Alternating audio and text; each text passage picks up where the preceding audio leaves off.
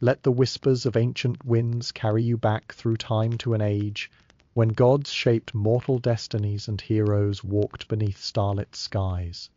Tonight we sail to Troy, the golden city where divine walls touched heaven and love sparked the greatest war ever told. As sleep draws near, you'll witness how dreams of glory became towers of marble, how beauty launched 1,000 ships, and how even the mightiest walls must fall when fate demands its price. Allow these eternal tales to flow through you like honey wine, their gentle rhythm guiding you toward peaceful dreams where legends live forever. Long before the first stone was laid upon the hill that would become Troy, there lived a king named Dardanus who heard whispers in his dreams. These were not ordinary dreams that fade with morning light, but visions sent by Zeus himself, carrying promises of a city that would shine like a jewel beside the Hellespont. Dardanus had fled his homeland across the wine-dark sea, carrying nothing but hope and the divine blood that flowed through his veins. For he was son to the king of gods. The land he found was wild and beautiful, where Europe met Asia in an eternal embrace. Here, where two continents kissed across the narrow strait, the earth itself seemed to hum with possibility. Dardanus knelt upon the fertile soil and pressed his ear to the ground, listening to the heartbeat of destiny that pulsed beneath. The gods spoke to him through the rustling of olive leaves and the song of nightingales, telling him that his descendants would build walls that even the gods would admire. With his own hands, Dardanus placed the first foundation stone, blessing it with libations of wine and honey. Each stone that followed was chosen with care, for this was to be no ordinary city, but a bridge between the mortal world and the realm of the immortals. As the walls slowly rose, they caught the light of both dawn and dusk, gleaming with an inner radiance that spoke of divine favor. The people came to call it Dardania, after their king, and prosperity flowed through its streets like golden rivers. Years passed like gentle waves upon the shore, and Dardanus grew old watching his city flourish. Children played in streets paved with marble, merchants traded in goods from distant lands, and poets sang of the beauty that blessed this place between two worlds. The king knew that his death was approaching like twilight, but he felt no sadness, for the gods had shown him visions of what was to come. His descendants would expand these walls, raise them higher until they scraped the belly of the sky, and the name of Troy would echo through eternity, long after the last star had fallen from the heavens. As sleep took the old king for the final time, he smiled, knowing that his dreams had taken root in stone and would bloom into legend. Generations flowed like honey from the comb until Laomedon wore the crown of Troy, and with him came ambitions that soared beyond mortal reach. The city Dardanus had dreamed now sprawled across the sacred hill, but Laomedon gazed upon its walls and found them wanting.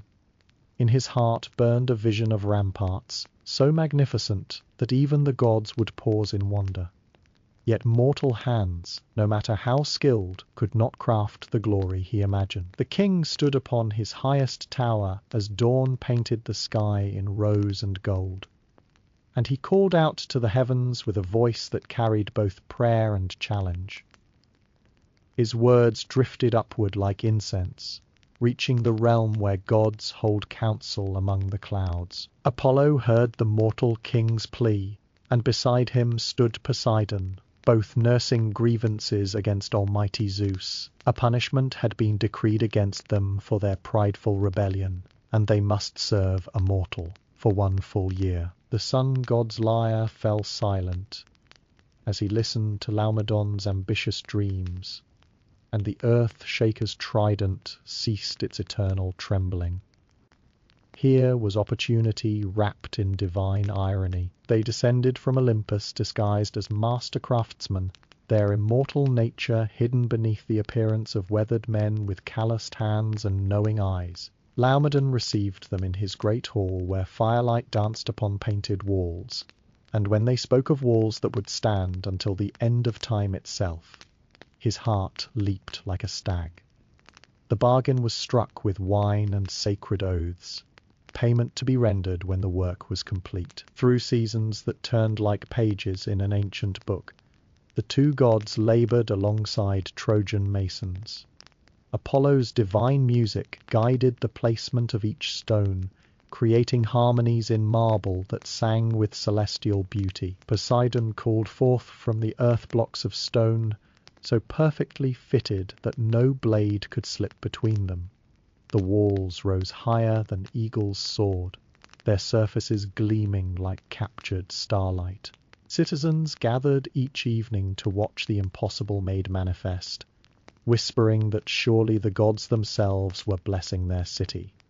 When the final stone found its place and the work stood complete, Apollo and Poseidon cast off their mortal disguises like worn cloaks. Divine radiance filled the courtyard as they revealed their true forms, expecting the promised payment with hands outstretched.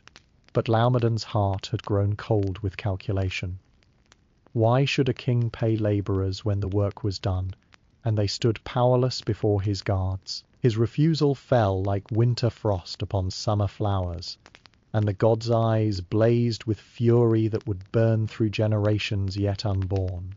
They departed in thunder and lightning, leaving behind walls of matchless beauty, and a curse that would one day bring those walls tumbling down. In the realm where gods feast upon ambrosia and debate the fates of mortals, a wedding celebration bloomed like spring after winter's long sleep. Peleus the mortal hero was to wed Thetis of the silver feet, the sea nymph whose beauty made waves dance with joy. All the immortals gathered in Zeus's great hall, where golden goblets never emptied and laughter echoed like music through marble corridors. Divine light bathed everything in eternal noon, and even the most quarrelsome gods smiled as they raised their cups in blessing upon the happy pair. Yet one invitation had not been sent, one name deliberately forgotten in the planning of this celestial festivity. Eris, goddess of strife and discord, stood at the threshold uninvited, her dark robes rustling with barely contained fury. She, who thrived on conflict and chaos, had been excluded from the gathering, deemed too dangerous for such a peaceful celebration. Through the doorway she watched the gods in their joy, and her heart burned with the cold fire of revenge. From the folds of her midnight cloak, Eris drew forth an apple of pure gold, its surface gleaming like captured sunlight. Upon its perfect skin, she inscribed 3 words in script that seemed to writhe and shift in the light, words that would echo through eternity and bring kingdoms to ruin. For the fairest, the apple proclaimed, and with a smile sharp as winter wind, she cast it rolling across the polished floor where it came to rest among the wedding gifts. The celebration faltered as if a discordant note had struck the cosmic lyre. 3 goddesses reached for the golden fruit simultaneously, each certain that she alone deserved the title of fairest among the immortals. Hera, queen of heaven, stretched forth her hand with regal authority, for who could be more beautiful than Zeus's wife? Athena, grey-eyed goddess of wisdom, claimed the prize belonged to her whose mind was as flawless as her form.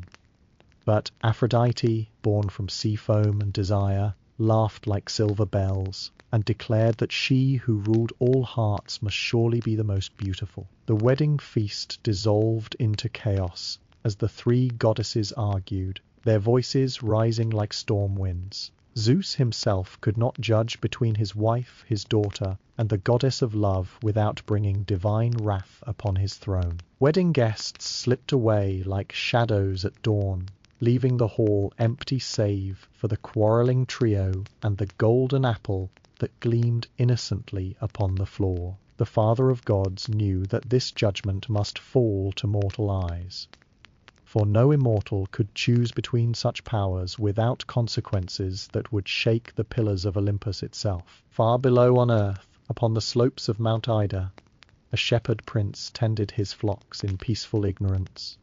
unaware that the fates were already weaving his name into a tapestry of glory and doom that would stretch across the ages. Among the rolling hills of Mount Ida, where morning mist clung like silk veils to ancient olive groves, there lived a young man who knew nothing of his royal blood. The shepherds called him Paris, and in their eyes he was simply one of their own, gifted with gentle hands for healing wounded lambs, and a voice that could calm the wildest rams with song. His days flowed like honey poured from a jar, sweet and golden, and unmarked by the ambitions that drove lesser men to madness. Each dawn found him leading his flocks to pastures where wild thyme perfumed the air and spring water bubbled from hidden sources. The other shepherds spoke in whispers of the baby who had been left upon the mountainside 20 years before, how the she-bear had nursed him with her own cubs, until old Achilles found him sleeping peacefully among the wild roses. They said the child had been marked by the gods, for no mortal babe could survive such abandonment without divine protection. Achilles raised the boy as his own son, teaching him to read the language of clouds and wind, to know which herbs would heal and which would harm. Paris believed himself born of humble stock, content with his simple life among the creatures of field and forest. He could speak to eagles in their own tongue, and knew the secret paths that deer followed through moonlit groves. When storms threatened, the shepherds sought his counsel, for he could read the sky like other men read scrolls. His beauty was renowned, even among the mountain folk, who said that Aphrodite herself must have kissed his brow at birth. But Paris cared nothing for such praise. He found joy in small things. The warmth of morning sun on his shoulders, the trust of a newborn lamb, the taste of wild honey stolen from patient bees. Yet sometimes in his dreams, strange visions came to him, like messages carried on midnight winds. He saw golden halls where firelight danced on painted walls, heard the clash of bronze on bronze, echoing across blood-soaked plains. In these dreams he wore armor that gleamed like starlight and carried a bow strung with divine sinew. Always he woke with tears on his cheeks, though he could not say why such glorious visions filled him with sorrow that pierced deeper than winter's coldest blade. The truth lay sleeping in the royal palace of Troy, locked away in King Priam's heart like a dagger wrapped in silk. Before Paris drew his first breath, the courtiers had read omens in the flight of birds and the patterns of oil upon sacred water. They proclaimed that the child would bring fire and ruin to his father's city, would be the instrument of Troy's destruction. Love had wrestled with fear in the king's breast, but in the end fear proved stronger. The baby prince had been carried to the mountain slopes and left to die beneath the stars, his royal birthright traded for the hope of peace. Now 20 years had passed, and the fates were stirring once more, preparing to reclaim their chosen instrument, and set him upon the path that would lead to glory, love, and the fall of the golden city he had never known as home. On a night when the moon hung full and silver above Mount Ida, casting shadows that danced like living things among the ancient oaks, Paris sat by his shepherd's fire, watching flames paint pictures in the darkness. His flocks slept peacefully around him, their gentle breathing creating a symphony of contentment that usually lulled him toward dreams. Yet sleep would not come this night, for the air itself seemed to hum with expectation, as if the very stones were holding their breath for something momentous to unfold. The fire suddenly blazed higher without new wood to feed it, and in that burst of golden light 3 figures materialized like visions born from flame and starshine. Paris felt no fear, for shepherds who live close to nature often see wonders that city dwellers dismiss as impossible. These were women of such perfect beauty that his mortal eyes could barely comprehend their forms. Yet each possessed a different kind of radiance that spoke to different chambers of the heart. The first stepped forward with queenly grace, her robes rustling like silk banners in a gentle breeze. Power emanated from her like heat from summer stones. And when she spoke, her voice carried the authority of one accustomed to being obeyed without question. She offered him dominion over all the kingdoms of Asia, promised that kings would kneel before his throne and armies march at his command. The second goddess moved with the fluid precision of a warrior, wisdom shining from her grey eyes like silver moonlight on still water. Knowledge beyond mortal understanding would be his gift, she declared, along with victory in every battle he might choose to fight. But it was the third who made his shepherd's heart skip like a stone across calm water. Aphrodite smiled with lips curved like Cupid's bow, and her beauty was not the distant perfection of marble statues, but something warm and alive that called to the deepest longings of his soul. She spoke no grand promises of power or glory, offered no kingdoms or wisdom that would burden his simple heart. Instead, she whispered of love so pure and perfect that it would make poets weep and bards sing, until the end of time itself. Paris looked upon the golden apple that gleamed between them like a fallen star, and in its polished surface he saw reflected not the shepherd he had always believed himself to be, but something greater and more terrible. The choice before him would echo through eternity, shaping the destinies of heroes yet unborn and cities that now stood proud beneath protective skies. Yet in his heart there was no real choice at all, for what shepherd could resist the promise of love that transcended the boundaries between earth and heaven? With trembling fingers he placed the apple in Aphrodite's outstretched hand, and the goddess of love smiled as the other two faded like morning mist, their fury following them back to Olympus, where it would fester and grow until it demanded satisfaction written in blood and fire. Across the wine-dark seas in the palace of Sparta, where marble columns caught the first rays of dawn and gardens bloomed with flowers that perfumed the morning air, there lived a woman whose beauty had become legend even while she still drew breath. Helen moved through her chambers like sunlight given human form, her footsteps silent on floors inlaid with precious stones that kings had sent as tribute to her unmatched loveliness. She was daughter to Zeus himself, born from the union of the sky god and fair Leda, though mortal men had claimed her as their own through marriage bonds and sacred oaths. Her husband Menelaus ruled Sparta with a steady hand, his love for Helen burning bright as altar flames that never dimmed. In his eyes she was not merely the most beautiful woman in the world, but the center around which his entire existence revolved, like planets circling the sun. Their palace had become a shrine to her radiance, with poets arriving daily to compose verses about her coral lips and golden hair that cascaded like wheat fields touched by summer wind. Yet Helen herself seemed untouched by such adoration, moving through the praise like a sleepwalker who hears distant music, but cannot name its source. Each morning she would climb to the highest tower of the palace, where windows looked out over the rolling hills of Laconia toward distant lands she had never seen. Something called to her from beyond the horizon, a restlessness that stirred in her blood like wine mixed with honey. She had dreamed the night before of a shepherd's fire burning bright against star-strewn darkness, and in that dream she had felt a pull stronger than tides, drawing her heart toward an unknown destiny that waited somewhere beyond the morning mist. The serving women whispered among themselves as they braided flowers into her hair, speaking of the strange melancholy that had settled over their mistress like dew upon rose petals.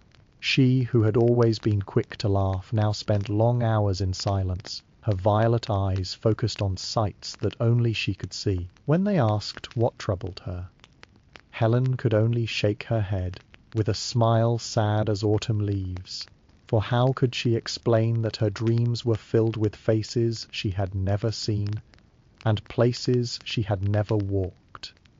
yet which felt more real than the solid stones beneath her feet. But on this particular morning, as she stood watching the harbour where white-sailed ships came and went, like seabirds seeking fish, Helen felt a change in the very air around her. Somewhere far across the water, wheels of fate were turning like millstones, grinding grain into flour, and the golden threads of her destiny were beginning to weave themselves into patterns that would reshape the world. She pressed her palm against the cool marble of the window frame and closed her eyes, feeling the first stirrings of a love so powerful it would launch 1,000 ships and burn the greatest city that mortals had ever built. The goddess Aphrodite smiled from her temple on distant Cythera, knowing that her promise to a shepherd prince was about to bear fruit sweeter than ambrosia and more intoxicating than the wine of the immortals. The fates work in mysterious ways,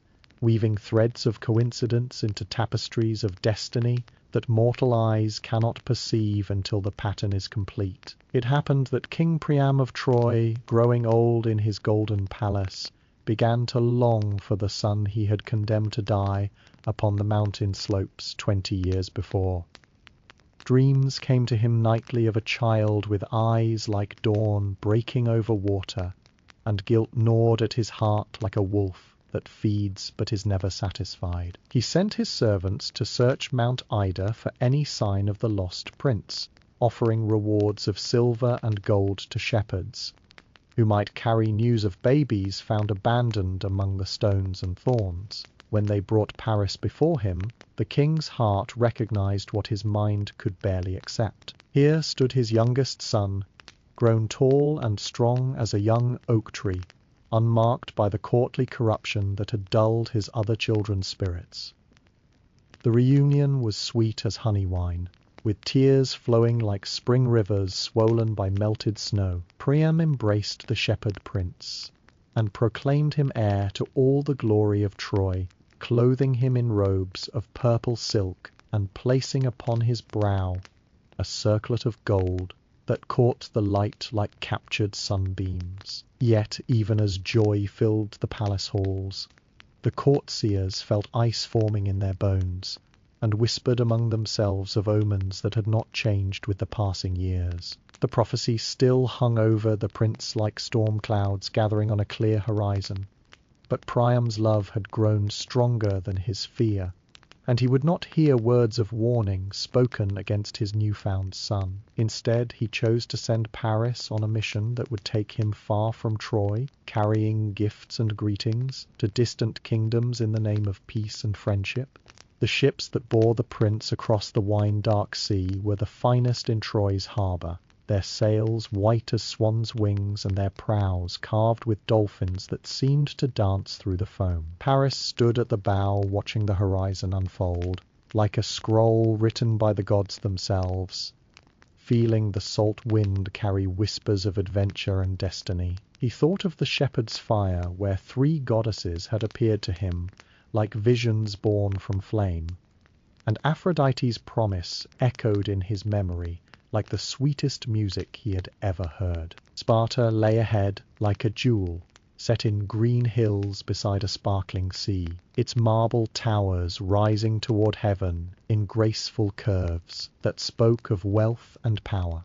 But Paris cared nothing for the political alliances his father sought to forge through gifts and diplomacy. His heart had been claimed by love before he even knew what shape that love might take, and every beat of the waves against his ship's hull seemed to whisper a name he did not yet know how to pronounce. Helen, the wind seemed to sigh.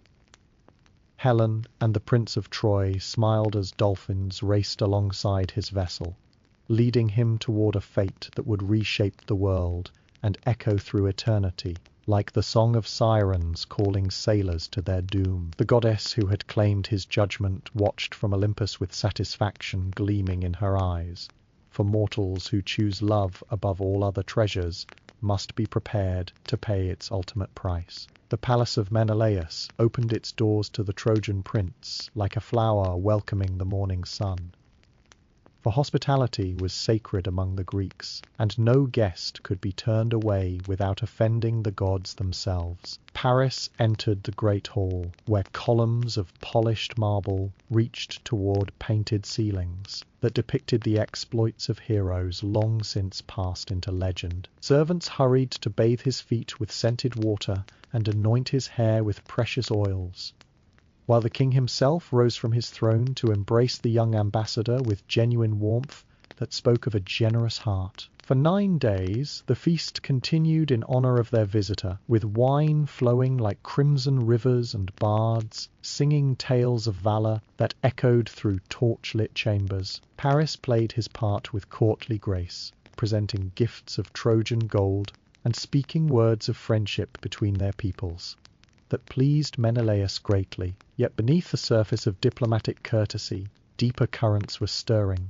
like tides pulled by an invisible moon, for on the first evening Helen had entered the hall, and their eyes had met across the space between earth and heaven. She moved like music given visible form, her presence transforming the very air around her into something richer and more intoxicating than the finest wine. When she spoke, her voice was honey poured over silver bells, and Paris felt his shepherd's heart stumble like a man walking in darkness, who suddenly glimpses starlight. Here was the love that Aphrodite had promised him, more beautiful than dreams, and more dangerous than fire unleashed in a field of dry wheat. Helen too felt the pull of destiny, like an undertow that swept away all resistance, though she tried to maintain the proper distance that custom demanded between a married woman and her husband's guest. They spoke only in glances exchanged across crowded rooms, in the brief touch of fingers when she offered him a cup of wine, in the way her laughter seemed meant for his ears alone, even when others shared in its music. Each night Paris lay sleepless upon his guest couch, listening to the wind whisper through cypress groves, and feeling love grow in his chest, like a flame that feeds on air itself. Helen walked the marble corridors of her palace, like a woman caught between sleeping and waking, her feet carrying her to windows that looked toward the guest quarters, while her mind wrestled with desires that threatened to sweep away everything she had ever known. On the 10th morning, as dawn painted the eastern sky in shades of rose and gold, fate revealed its hand with the subtle cruelty that marks all divine interventions in mortal affairs. A messenger arrived bearing news that would change everything, though none who heard it could have guessed the magnitude of its consequences. King Menelaus was summoned to Crete, where his grandfather lay dying, and duty demanded that he sail at once to pay his final respects to the old king. The summons was false, woven from lies by Aphrodite's cunning, but mortal eyes could not perceive the deception that would leave Helen unguarded and vulnerable to the call of love that burned brighter than reason. The king's departure left the palace strangely quiet, like a lyre missing its most resonant string. Helen stood upon her tower watching Menelaus's ship disappear beyond the horizon, where sea met sky in a line thin as a spider's thread, and though she waved farewell with appropriate dignity, her heart was already turning toward darker waters. Below in the guest quarters, Paris felt the change like a sailor sensing shifting winds that herald either safe harbor or deadly reef. The very stones of the palace seemed to whisper that the moment prophesied by gods was finally at hand. That evening Helen walked through gardens where night-blooming jasmine perfumed the air with sweetness that made mortal senses reel like wine drunk too quickly on an empty stomach. She told herself she sought only solitude to think clearly about the strange restlessness that had plagued her since the Trojan prince arrived. But her feet carried her inevitably toward the grove, where Paris waited like a man caught between dream and waking. When she found him standing beneath olive trees whose silver leaves caught moonlight like scattered coins, neither spoke of the choice that lay before them like a sword balanced on its point. He reached out his hand, and she took it without hesitation, feeling the touch burn through her like divine fire that consumes but does not destroy. In that moment of contact, the last barriers between desire and action crumbled like walls built of morning mist. They spoke no words of love or promises that might later prove false, for what use are mortal vows when gods have written different endings in the book of fate? Instead, they simply walked together toward the harbour, where Trojan ships waited with sails already prepared for swift departure. Yet, even as they moved like sleepwalkers toward their destiny, other eyes were watching from shadows deeper than night itself. Cassandra, prophetess daughter of King Priam, had felt the moment approaching like a storm front advancing across clear skies.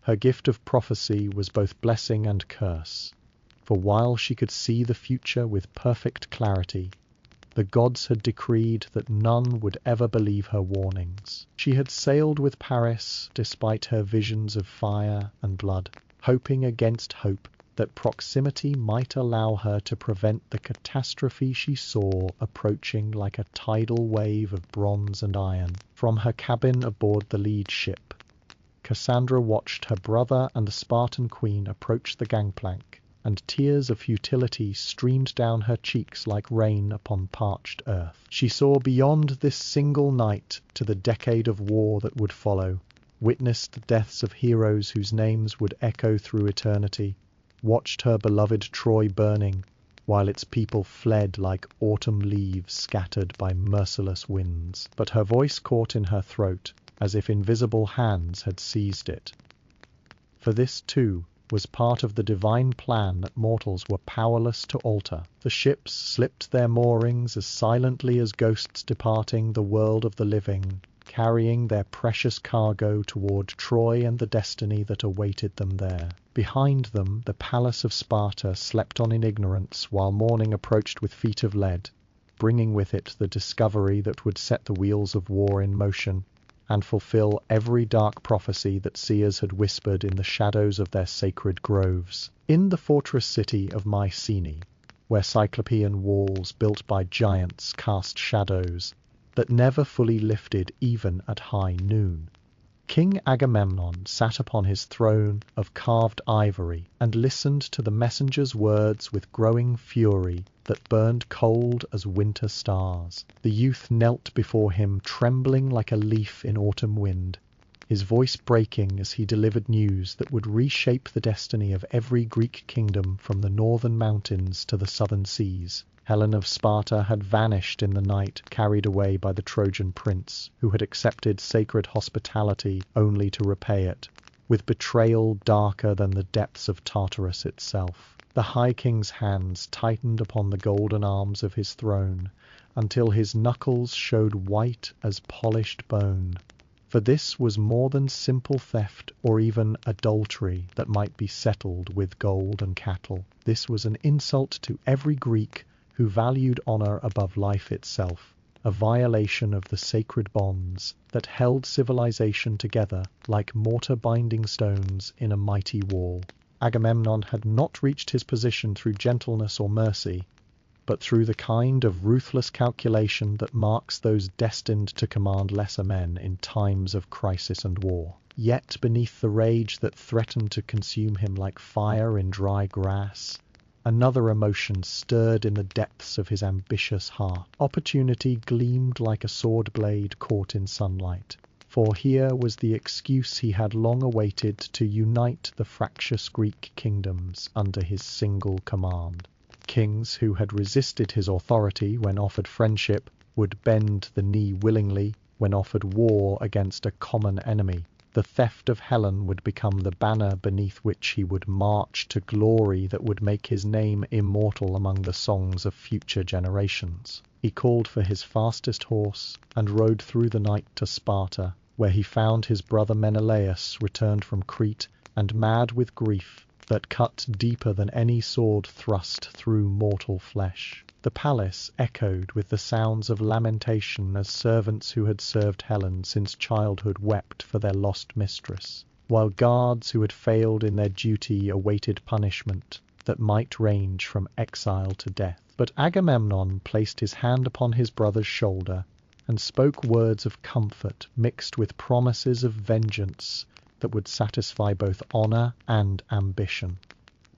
Together the royal brothers began the great work of calling their allies to war, sending messengers swift as eagles to every corner of the Greek world. The summons they carried spoke not merely of Helen's abduction, but of the need to punish barbarian insolence and secure Greek honor for generations yet unborn. Old oaths sworn years before, when Helen had chosen her husband from among many suitors, now demanded fulfillment.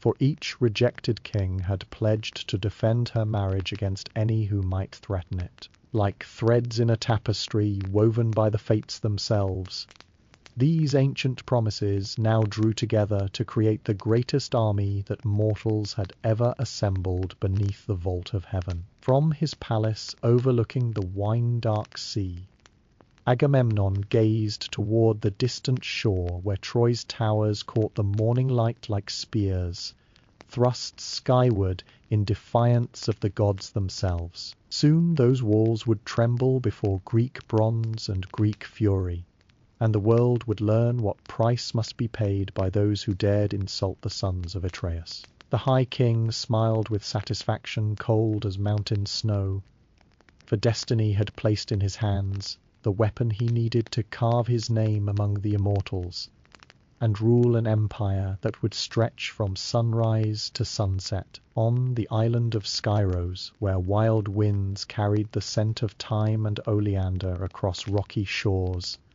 the most dangerous secret in all the Greek world lay hidden beneath veils of silk and carefully crafted deception. Among the daughters of King Lycomedes walked one whose beauty seemed to glow with inner fire, whose grace in dancing rivaled that of the immortal muses, yet whose eyes held depths that spoke of storms and battlefields rather than chambers perfumed with rose water and myrrh. The other maidens called her Pyrrha for her golden red hair that caught sunlight like burnished bronze, not knowing that beneath those flowing robes beat the heart of the greatest warrior ever born to mortal woman. Achilles, son of Peleus, had been hidden away by his divine mother Thetis, who had seen in the depths of prophetic waters the two paths that lay before her beloved child. He could live a long life in peaceful obscurity, forgotten by history, but safe from the spears and arrows that haunted her dreams like black birds circling carrion. Or he could sail to Troy and win glory that would echo through eternity, his name sung by poets until the last star fell from heaven, though his life would burn bright and brief as a meteor streaking across midnight skies. The sea nymph had chosen safety over fame, believing that a mother's love could cheat the fates themselves. Yet even dressed in maiden's garb and taught to move with feminine grace, Achilles could not entirely suppress the warrior's fire that burned in his blood like molten gold. When the king's daughters practiced their weaving, his fingers yearned for the weight of spear and shield. When they sang gentle songs of love and loss, his voice unconsciously shifted to the rhythm of war chants that made horses prance and eagles scream. The serving women whispered among themselves that young Pyrrha seemed troubled by strange dreams, crying out in sleep, with words they could not understand but which made their blood run cold as winter streams. The deception might have lasted until Achilles grew old and grey among the island women, but the gods had woven different patterns in the tapestry of fate. Odysseus the Cunning had been charged by Agamemnon to find the hidden prince, for seers had proclaimed that Troy could never fall without Achilles fighting in the front ranks of the Greek host. The son of Laertes arrived at Skyros disguised as a merchant, his ships laden with gifts that would tempt any maiden's heart, jewels from distant lands, silks soft as cloud and bright as sunset, perfumes that could make even goddesses pause in admiration. But among these treasures, Odysseus had hidden one item that called to Achilles, like a siren's song piercing through the fog of disguise. Beneath a bolt of purple cloth lay a sword of such perfect balance and keen edge that it seemed almost alive, its blade inscribed with runes that promised victory to the hand that wielded it with courage and skill. When the disguised warrior saw that weapon gleaming like captured starlight, all pretense fell away like autumn leaves before winter wind. His hand closed around the hilt with the certainty of a key finding its proper lock, and in that moment the fate of two great cities was sealed as surely as if Zeus himself had carved it in tablets of eternal stone. The harbour of Aulis had never witnessed such a gathering as assembled there, when summer reached its height, and the sea lay calm as polished bronze beneath cloudless skies. 1,000 black ships crowded the bay like a forest of spears thrust up from the depths, their bronze prows gleaming in the morning sun, while their sails hung limp as sleeping giants waiting for the breath of wind that would carry them toward glory or doom. From every corner of the Greek world they had come, bearing warriors whose names would echo through eternity, and whose deeds would be sung until the earth itself grew old and weary. Agamemnon stood upon the highest cliff overlooking the harbour, his golden sceptre catching fire from the rising sun as he surveyed the greatest army ever assembled by mortal hands. Below him sprawled a city of tents and pavilions, where kings who ruled their own domains now acknowledged his supreme command. Ajax the mighty had come from Salamis, with his giant strength and shield like a tower. Diomedes brought the fury of Argos, while wise Nestor carried the wisdom of Pylos, along with warriors eager to prove themselves worthy of their father's fame. Each contingent bore its own banner and followed its own customs. Yet all had sworn the same oath of vengeance that would not be satisfied until Troy's towers lay in ruins. Yet, for all their preparation and fierce eagerness for battle, the fleet remained trapped in harbour by an absence that drove the bravest warriors to despair. No wind stirred the placid waters, no breeze filled their waiting sails, or carried the scent of adventure across the wine-dark sea.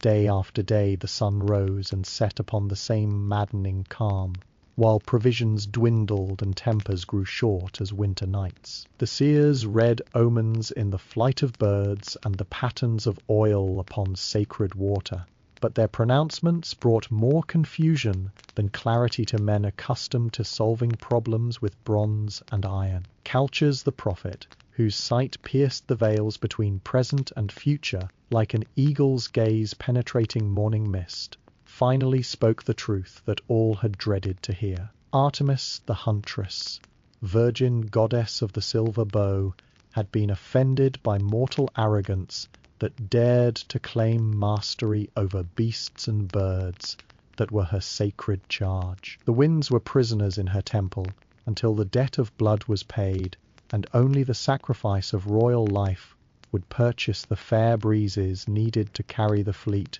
toward Troy's distant shore. The assembled kings received this pronouncement in silence deeper than the depths of Tartarus itself, for they understood with sick certainty whose name the goddess demanded. Iphigenia, Agamemnon's daughter, fairest among the maidens of Mycenae, must die upon Artemis's altar if the ships were ever to taste salt spray, and the warriors were to win the glory they had travelled so far to claim. The High King felt his heart turn to stone within his chest, for here was a choice that would haunt his dreams until death claimed him, and perhaps beyond. Yet ambition burned brighter than fatherly love in his breast, and slowly, like a man walking toward his own execution, he began to plan how duty might triumph over the natural affections that made him weak when he needed to be strong. The deception that brought Iphigenia to Aulis was woven from lies so carefully crafted that they seemed more real than truth itself. Agamemnon sent word to his wife Clytemnestra that their daughter must come at once to wed Achilles in a ceremony that would bless the fleet and ensure victory over Troy's defenders. The queen received this message with joy that sang in her heart like larks greeting the dawn, For what mother would not rejoice to see her beloved child wed to the greatest hero of the age? She adorned Iphigenia in robes of silk and gold, placed flowers in her dark hair, and set out for Orlys with a heart full of maternal pride and anticipation. The maiden herself danced through the preparations like sunlight given human form, her laughter ringing through the palace corridors as servants packed her wedding garments in chests of carved cedar. She had heard tales of Achilles' beauty and prowess that made her pulse quicken like a bird's heart.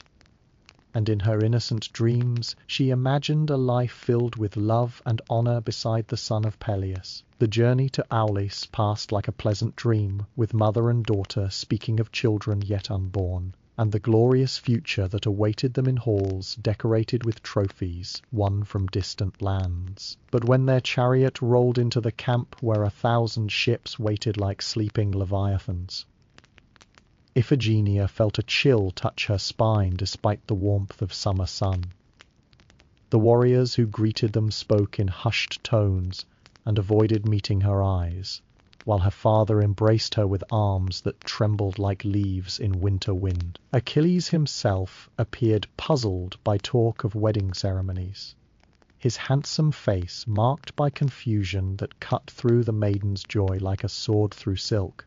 Slowly, like dawn revealing a landscape devastated by earthquake, the truth began to emerge from beneath the careful lies. When understanding finally pierced her heart, Iphigenia did not weep or rage against the fate that demanded her life as payment for fair winds. Instead, she stood silent as marble statues in moonlight, her young face grave with wisdom beyond her years, as she contemplated the choice between her single life and the glory of all Greece. Around her the assembled heroes waited with bated breath, some weeping openly for the innocence that must be destroyed, others turning away rather than witness the sacrifice that their ambition demanded. Even Achilles, who had unknowingly lent his name to the deception, stood with sword half drawn, as if he might yet prevent what destiny had decreed. But Iphigenia raised her hand like a queen commanding silence, and when she spoke her voice carried the same clear courage that would one day ring in the voices of heroes dying for honor on Troy's bloody plains. She would go willingly to Artemis's altar, she declared, for the glory of Greece and the success of their righteous cause. Let her death purchase wind for their sails and victory for their arms, so that future generations would remember not her brief life, but the eternal fame won by warriors who dared challenge the towers of Troy. As the sun reached its zenith and shadows shrank to nothing beneath the feet of gods and mortals alike, the maiden walked toward the altar with steps as steady as destiny itself, while behind her the wind began to stir like a sleeping giant awakening to fill 1,000 waiting sails. The winds that Artemis released carried the Greek fleet across wine-dark waters with the speed of eagles riding storm currents toward their mountain eyries. For 9 days the ships raced through foam-capped waves while dolphins danced alongside their bronze prows and seabirds wheeled overhead like harbingers of the fate that awaited both armies on Troy's distant shore. The warriors sang as they sailed, their voices rising above the creak of rope and timber to celebrate the beginning of an adventure that would echo through eternity, like thunder rolling across endless skies. On the 10th morning, as dawn painted the eastern horizon in shades of rose and gold, the towers of Troy appeared through morning mist like a vision conjured from dreams of ancient glory. The city rose from its hill like a crown of marble and bronze, its walls catching the early light and throwing it back toward heaven in defiance of any mortal force that might dare assail its strength. Even the most battle-hardened veterans felt their breath catch in their throats at the sight of such magnificent defenses, for here was no simple fortress, but a masterpiece crafted by divine hands and blessed by gods who still remembered their ancient fondness for mortal builders. The first Greek warrior to set foot on Trojan sand was young Protesilaus, prince of Phylus, whose eagerness for glory burned brighter than his concern, for the prophecy that decreed the first to land would also be the first to die. His bronze sandals had barely touched the beach when a Trojan spear, hurled by Hector himself from the walls above, found its mark with the precision that marks all weapons guided by fate. The prince fell forward onto foreign soil with a smile still gracing his lips, his blood the first offering in a war that would demand rivers of crimson before its appetite was finally satisfied. Yet even as their comrade breathed his last upon the strand, where waves whispered ancient secrets to shells and sea-wrack, the Greeks poured from their ships like bronze-clad locusts descending upon fertile fields. Achilles leaped from his vessel with a war cry that made the very air tremble, his divine armor flashing like captured lightning as he carved a path through Trojan defenders, who seemed no more substantial than morning shadows before the rising sun. Behind him came Ajax with his tower shield and Diomedes with fury blazing in his eyes like altar fires fed with sacred oil. The battle that followed was brief, but fierce as summer storms that bring both destruction and renewal to the waiting earth. Trojan warriors fought with the desperate courage of men defending their homes and families, while Greeks pressed forward with the relentless hunger of wolves who have tasted blood and found it sweet. By sunset, the invaders had established their beachhead despite fierce resistance, driving the defenders back within their mighty walls, where they would wait and watch and plan for the longer war that everyone now understood must follow. As stars emerged to witness the beginning of the greatest siege in mortal memory, both armies settled into positions they would hold for years, that stretched ahead like shadows cast by mountains at the end of day. In the torchlit halls of Troy's royal palace, where tapestries depicted the deeds of heroes long since passed into legend,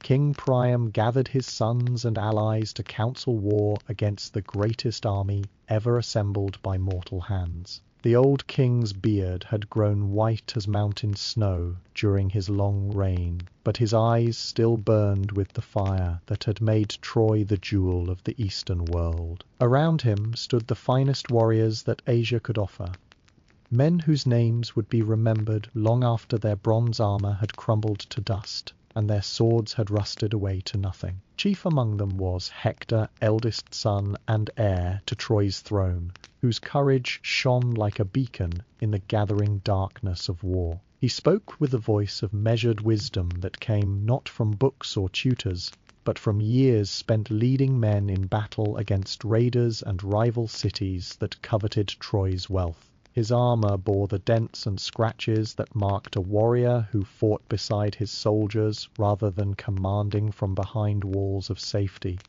And when he moved, there was grace in every gesture that spoke of strength perfectly controlled and power held in careful check. Beside him stood Paris, the brother whose choice had brought this storm upon their city, yet whose skill with bow and arrow was matched by few mortals walking beneath the vault of heaven. The young prince bore his guilt like a cloak that could never be cast off, yet his love for Helen burned bright enough to justify any sacrifice that honor might demand. His beauty remained unmarred by the cares that age brings to lesser men, but in his eyes lay depths of sorrow that spoke of a soul awakening to the true cost of desires, fulfilled without thought for consequences. The allies who had answered Priam's call for aid brought with them the exotic flavors of distant lands and peoples, whose customs seemed strange to Trojan eyes, yet whose courage in battle was beyond question.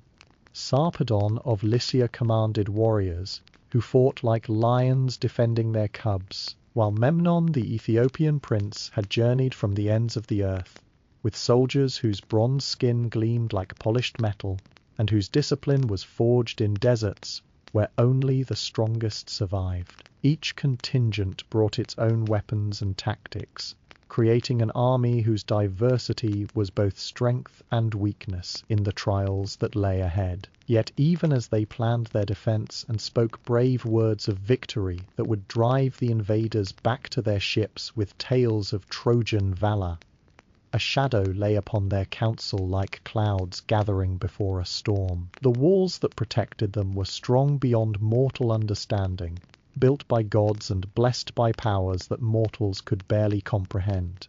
But the enemy that pressed against those walls was led by heroes, whose names were already legend and whose thirst for glory could not be quenched by any treasure that Troy might offer in ransom. The siege that stretched ahead would test not only their courage and skill in battle, but their will to endure when hope itself became as scarce as water in a desert, and the very stones seemed to weep for the price that war demands from those who dare to stand between destiny and its chosen course. Time flowed like honey poured from a cracked jar, sweet but inexorably diminishing as seasons turned their eternal wheel, and the siege of Troy settled into rhythms as predictable as sunrise and sunset. 9 years passed in a blur of skirmishes and raids, truces and betrayals, victories that meant nothing, and defeats that changed even less. The Greek camp sprawled along the beach like a permanent city,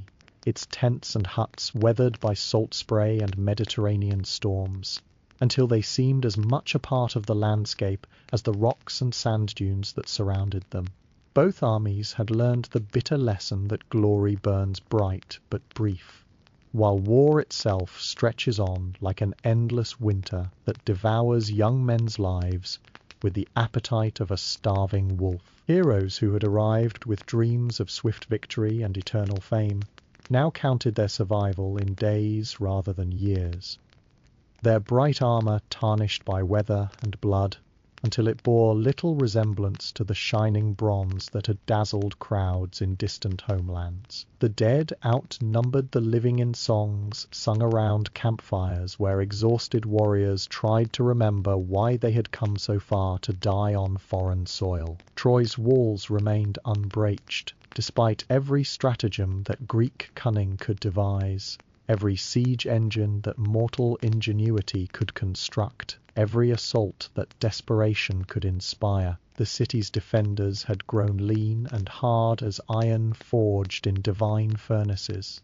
their children born during the siege, knowing no world beyond walls, under constant threat. Women who had once worn silk and gold now spun thread for bowstrings and boiled leather for armor, while old men who should have been telling stories to grandchildren instead stood watch on towers from which they could see their enemies as clearly as stars in the night sky. The greatest heroes of both sides had faced each other in single combat countless times, their duels becoming theatrical performances that entertained armies, grown weary of wholesale slaughter. Hector and Ajax had met sword to sword until both warriors bled from a dozen wounds, yet neither could claim victory over the other. Diomedes had wounded gods themselves when divine fury possessed his mortal frame, while Paris had learned that love makes a poor shield against bronze spear points and iron determination. Even Achilles, mightiest of all warriors, had discovered that immortal armor could not protect him from the slow erosion of hope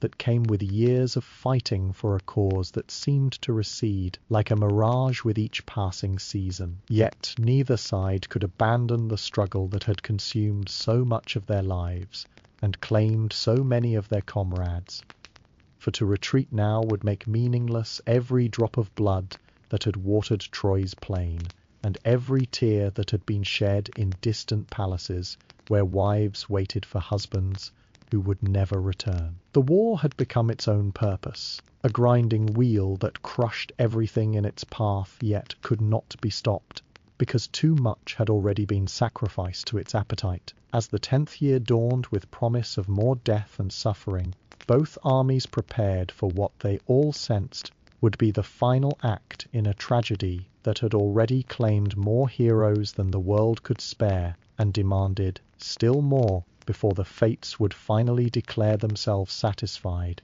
with the price paid for mortal pride and divine anger. In the 10th year of the siege, when hope had worn thin as spider silk, and both armies moved through their daily rituals of warlike sleepwalkers, trapped in an endless nightmare, a quarrel arose that would shake the very foundations of the Greek cause. It began not with clash of bronze on bronze or challenge shouted across blood-soaked fields, but with something far more dangerous to mortal hearts than any weapon forged by human hands. Chryses, the fair daughter of Apollo's priest, had been taken as prize by mighty Agamemnon, and now her father stood before the Greek camp with tears streaming down his weathered cheeks like rain upon ancient stones. The old priest carried in his hands the sacred fillets of his god, golden bands that marked him as one who spoke with divine authority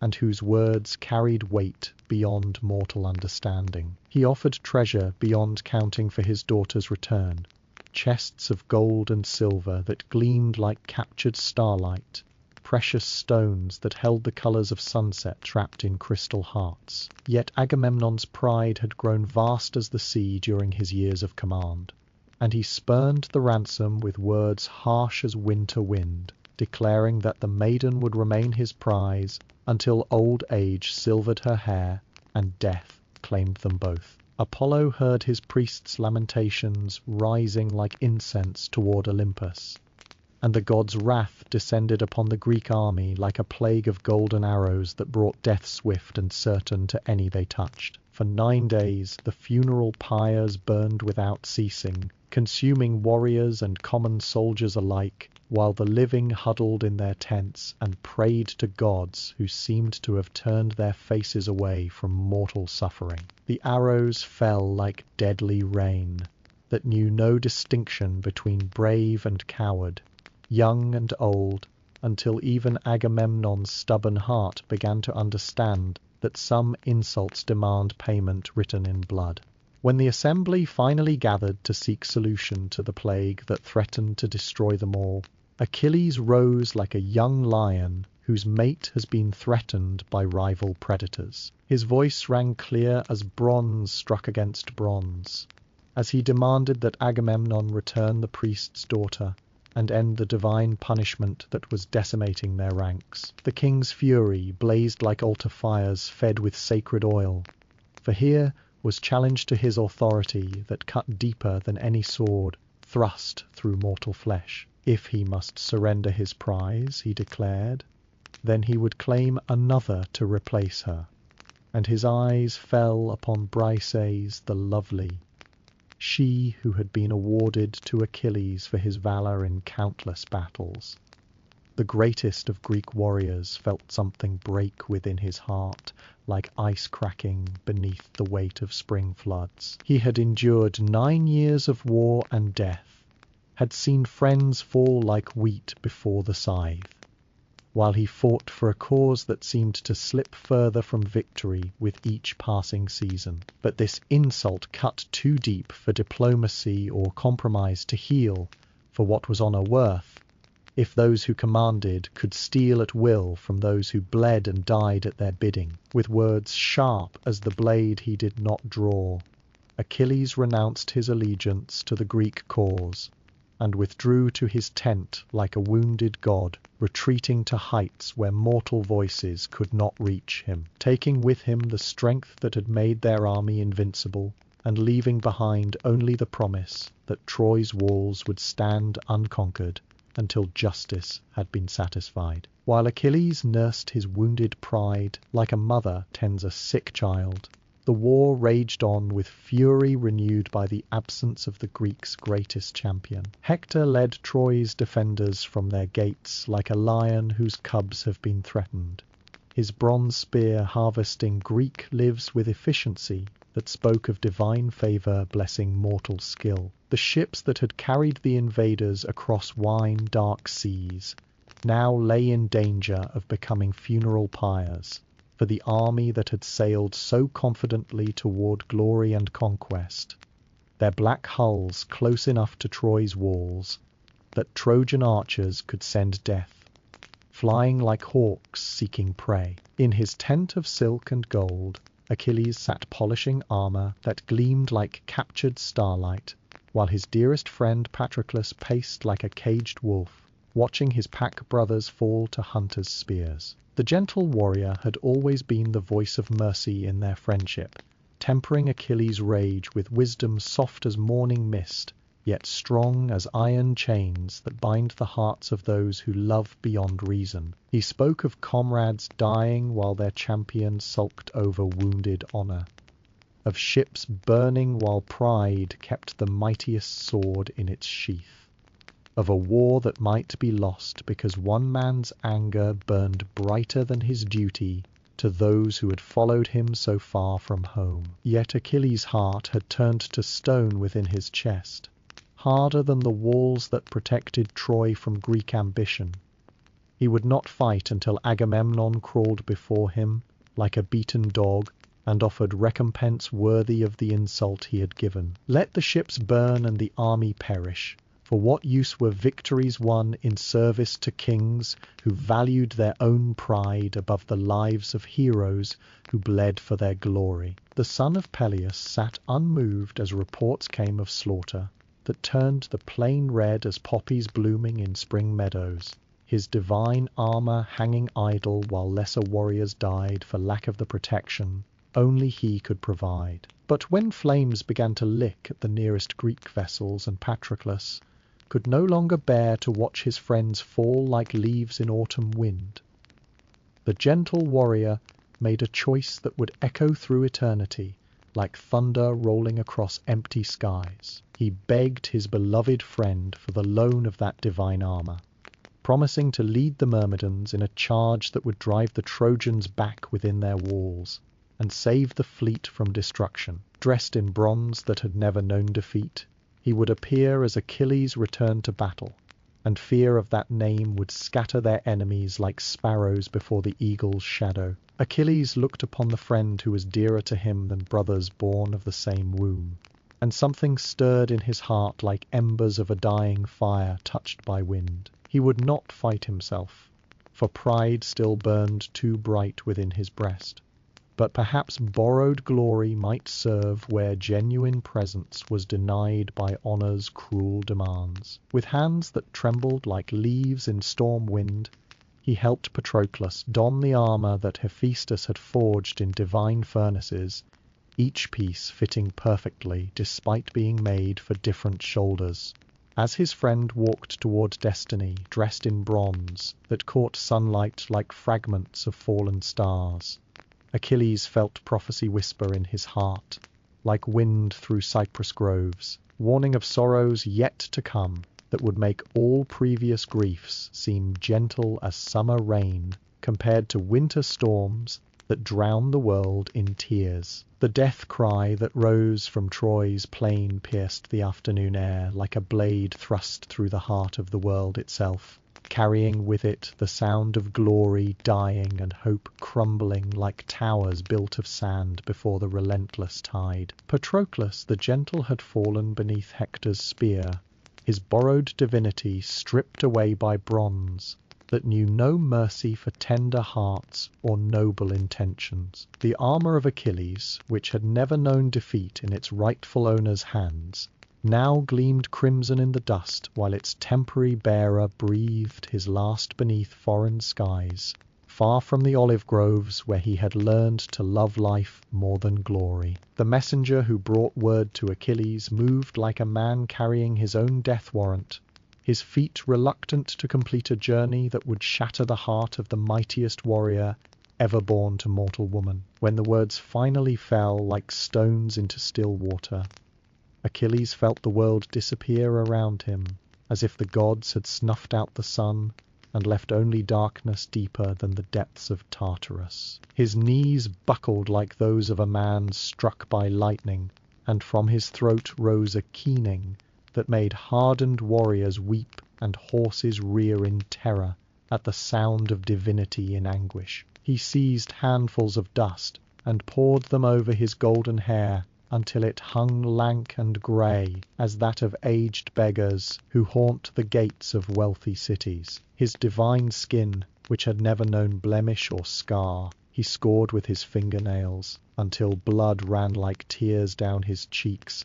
and stained the earth where he knelt in grief beyond mortal understanding. The Myrmidons, who had followed him from distant fire, watched their leader's agony with hearts breaking in sympathy, for they too had loved Patroclus like a brother, and understood that something precious beyond price had been torn from the world never to return. Thetis, his mother, felt her son's anguish like physical pain across the wine-dark waters that separated her realm from mortal shores, and she rose from depths where sea nymphs sing lullabies to sleeping leviathans. When she found Achilles collapsed upon the sand like a broken statue cast down from its pedestal, her immortal heart cracked like ice beneath the hammer of unbearable love. She held him as she had when he was small, cradling his head against her breast, while tears fell like rain upon his dust-covered hair. But now her comfort felt hollow as empty shells washed up by uncaring tides. The rage that followed grief was terrible, as volcanic fire erupting from peaceful mountains, consuming everything in its path with hunger that could never be satisfied. Achilles rose from his mourning like a god awakening from dreams of mortality, his eyes blazing with fury that made the very air around him shimmer like heat waves, rising from sun-baked stones. He called for new armor to replace what Hector had claimed as spoils of war, for divine bronze worthy of the vengeance he would wreak upon the slayer of his beloved friend. Hephaestus himself would forge weapons for this purpose, the lame god working through the night, while Olympus shook with the rhythm of his divine hammer falling upon anvils where starlight was beaten into instruments of death. By dawn, Achilles would be armed for a reckoning that would make the earth tremble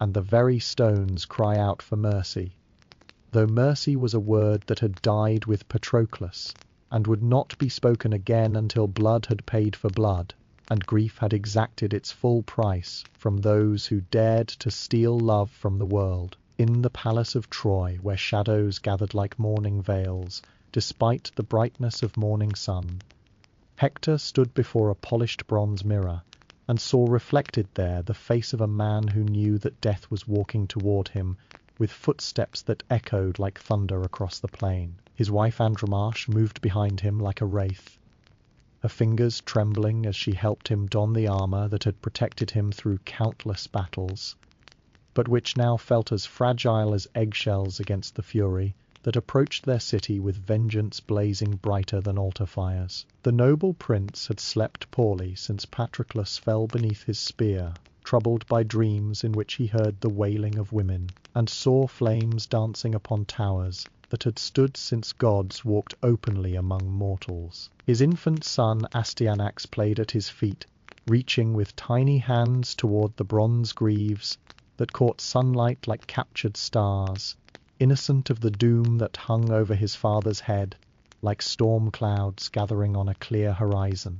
Hector lifted the child high above his head, and felt his heart break like pottery dropped upon stone, for he understood with terrible clarity that this might be the last time those small arms would encircle his neck, or those bright eyes would look upon his face with trust unmarked by sorrow. Andromache spoke words of love and desperate pleading, begging her husband to remain within the walls where Troy's defenders could protect him from the wrath of Achilles. She had dreamed of vultures circling above the plain, and heard in her sleep the sound of women keening for heroes who would never return to warm their beds or tell stories to children who would grow up fatherless. But Hector's honor bound him tighter than chains forged in divine furnaces.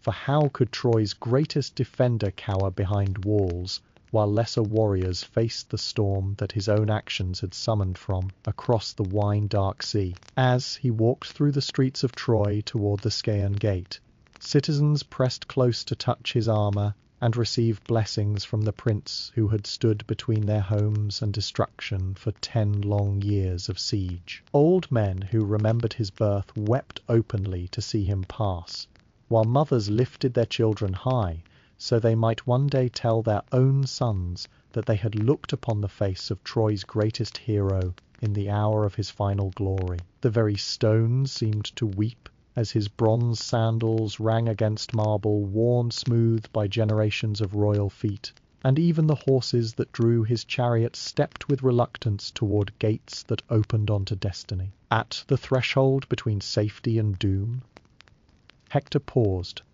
and looked back at the city he had defended with his life's blood, seeing in its towers and temples not mere stone and bronze, but the dreams of all who sheltered within its blessed walls. Behind him lay everything he loved more than his own heartbeat, while ahead waited an enemy whose grief had transformed him into something beyond mortal rage. The Prince of Troy drew his sword and felt its familiar weight settle into his palm like the hand of an old friend, then stepped forward into morning sunlight that painted the plain gold as honey poured from heaven's own combs. Somewhere in the distance, Achilles was approaching like a storm given human form, and the fates held their breath to see whether honor or fury would prove stronger when heroes met beneath the watching eyes of gods and mortals alike. The duel that followed shook the very foundations of earth and heaven, bronze ringing against bronze with music that made the gods themselves pause in their eternal deliberations to witness mortal courage tested in the crucible of destiny. Hector fought with skill that spoke of divine blessing and valor, that would have made lesser heroes weep with admiration. Yet Achilles moved like death given form and purpose, his new armor blazing with fire that seemed to burn from within rather than reflecting sunlight from without. When the Trojan prince finally fell with Athena's spear piercing his throat, the silence that followed was deeper than the depths of Tartarus itself. What came after would haunt the dreams of all who witnessed it.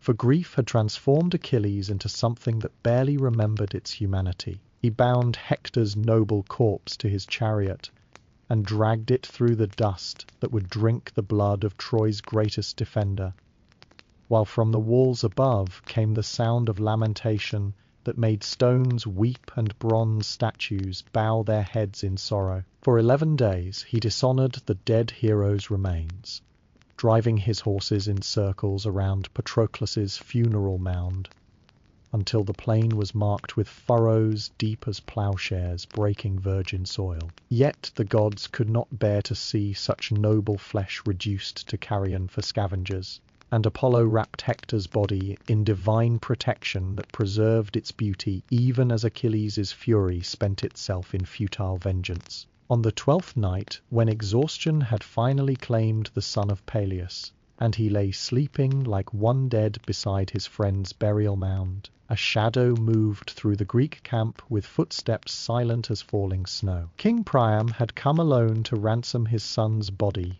guided by Hermes through darkness that concealed his royal robes beneath a beggar's rags. The old king found Achilles sitting before his tent like a statue carved from living sorrow, his divine armor set aside to reveal shoulders that bore the weight of griefs too heavy for mortal frames to carry. Priam knelt before his son's killer and kissed the hands that had taken Hector's life, his tears falling like warm rain upon fingers that had forgotten tenderness existed in a world grown cold with death and vengeance. He spoke of fathers who outlive their children, and the special anguish reserved for those who must watch their legacy crumble into dust, while they themselves remain to witness its destruction. Something stirred in Achilles' heart like spring water bubbling up through winter ice, as he looked upon this broken king who had crossed enemy lines to perform the most sacred duty that love demands of those who survive the beloved dead. He saw reflected in Priam's aged features his own father Peleus, who would one day weep for a son who chose glory over long life, and found in that choice both immortal fame and unbearable loss. The ransom gold meant nothing to either man, for what price could be set upon a father's love or a hero's honor? But the simple human dignity of grief shared between enemies transformed them both from instruments of war into men who understood that some bonds transcend the boundaries between friend and foe. Together they wept for the dead. They had both loved in different ways, their tears mingling like streams that flow from separate mountains, yet find their way to the same distant sea where all sorrows are received with equal compassion by waters that have witnessed every joy and tragedy since time began its endless dance. The funeral games for Hector brought 11 days of truce to the bloodied plain where heroes had fallen like wheat before the reaper's blade. And in that brief respite both armies remembered what it meant to honor the dead with ceremonies that lifted mortal hearts toward divine understanding. Yet even as Troy mourned its greatest defender with rituals ancient as the stones that formed its walls, the war's appetite remained unsatisfied, demanding fresh sacrifices to feed its hunger for glory and gore. When the truce ended and bronze once again rang against bronze beneath the watching eyes of gods, all who fought felt the approach of endings written in the book of fate, with letters formed from starlight and sorrow. Achilles returned to battle like a force of nature, unleashed from chains that had barely contained its fury.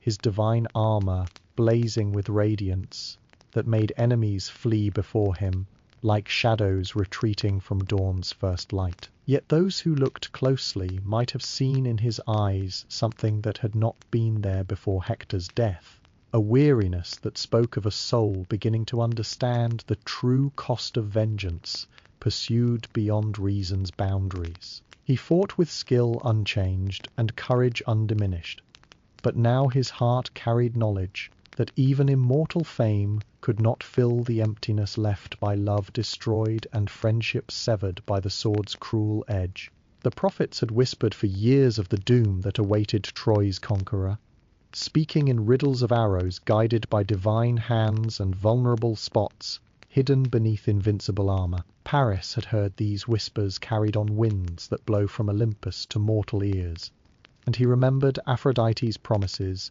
spoken beside a shepherd's fire in what seemed like another lifetime. The goddess had given him Helen's love, but she had also placed in his hands a bow that would sing its own song of destiny when the moment appointed by the fates finally arrived, like winter's first snow falling upon summer's last flowers. From Troy's walls, the prince took careful aim with an arrow that Apollo himself guided toward its target, the shaft flying straight as divine justice through air that seemed to hold its breath for the collision that would change everything. It found the single spot where mortality touched the son of Thetis, piercing the heel that had been left untouched by the waters of invulnerability. When his mother dipped him in the river that grants protection from all wounds save those that fate has predetermined, Achilles felt the poison spread through his divine blood like winter claiming autumn's last warmth, and he understood with sudden clarity that his choice between long life and eternal glory had finally reached its inevitable conclusion. He fell forward onto foreign soil that would drink the blood of the greatest warrior ever born to mortal woman, his lips forming words that only the wind could hear as life fled from limbs that had never known defeat until death proved stronger than divine favor. Above him, the sky seemed to darken, as if the sun itself mourned the passing of one who had burned brighter than mortal flesh was meant to endure, while from both armies rose cries of loss that acknowledged the departure of something irreplaceable from a world that would be forever diminished by his absence. The war would continue without him, grinding toward its destined conclusion like millstones turning grain to flour. But all who remained understood that they had witnessed the end of an age when individual greatness could shape the course of destiny through will alone. The death of Achilles transformed the Greek camp into a realm of shadows where heroes moved like ghosts, haunting scenes of former glory, their purpose dimmed by the absence of the light that had guided them through 10 years of bitter warfare. Yet even in grief, mortal ambition stirred like serpents awakening from winter sleep. for divine armour lay ownerless upon the sand, and great men's hearts burned with desire to claim what had belonged to the son of Peleus. The weapons forged by Hephaestus gleamed with inner fire that called to warriors like sirens singing sailors toward hidden reefs, promising power beyond mortal understanding to whoever could prove himself worthy of such magnificent gifts. 2 heroes stepped forward from the assembled host to claim the inheritance of the fallen champion, their rivalry splitting the Greek army like lightning cleaving ancient oaks. Ajax the mighty, tall as a tower and strong as mountain stone, spoke of battles where his bronze shield had sheltered countless comrades from Trojan spears, and his sword had carved paths through enemy ranks wide enough for armies to follow. He had stood beside Achilles in 100 desperate fights, and carried the body of Patroclus from beneath the very walls of Troy when lesser men would have fled before overwhelming odds. Surely valor proven in blood earned the right to wear armor that had never known defeat in its rightful owner's hands. But Odysseus the cunning rose to answer with words smooth as oil poured upon troubled waters, speaking not of strength that breaks like bronze beneath hammer blows, but of wisdom that endures when all other virtues have crumbled to dust. He reminded the assembled kings of stratagems that had saved the army from destruction and diplomatic missions, that had secured allies when force alone would have brought only death and failure. The war would not be won by sword arm alone, but by the kind of intelligence that could find victory where others saw only defeat, and who among them possessed such gifts in greater measure than the son of Laertes, whose reputation for clever counsel stretched from Ithaca to the Pillars of Hercules. The debate raged through the night like wildfire consuming dry grassland, with passionate speeches that recalled heroic deeds and bitter arguments that opened wounds barely healed by time's gentle passage. When dawn finally brought the moment of decision, the captains cast their votes in bronze urns that rang like funeral bells with each ballot dropped within. Odysseus emerged victorious by the narrowest of margins, his silver tongue having swayed hearts that valued wisdom above raw courage in leaders who must guide armies through trials yet to come. The armor settled upon his shoulders as if forged specifically for his frame, its divine bronze humming with power that made the very air shimmer around him, like heat waves rising from sun-baked stones. Ajax received the verdict like a spear thrust through his heart, his massive frame shaking with rage that threatened to crack the earth beneath his feet. To be judged lesser than the clever king of Ithaca was an insult that cut deeper than any wound inflicted by Trojan bronze, a humiliation that poisoned his blood like venom from a serpent's fang. That night, as the camp slept in exhaustion born of too much grief and too little hope, the son of Telamon walked toward the darkness that awaited those whose pride could not survive the wounds that fate inflicts upon even the noblest hearts. In the shadowed depths of Troy's citadel, where sacred fires burned eternal vigil before altars older than memory itself, Helenos the seer sat gazing into waters that reflected not the flickering flames above, but visions of futures yet to be written in blood and bronze. The prince of Troy possessed his sister Cassandra's gift of prophecy, but without the curse that made her warnings fall upon deaf ears, like rain upon desert sand, when Greek cunning captured him during a midnight raid beyond the city walls.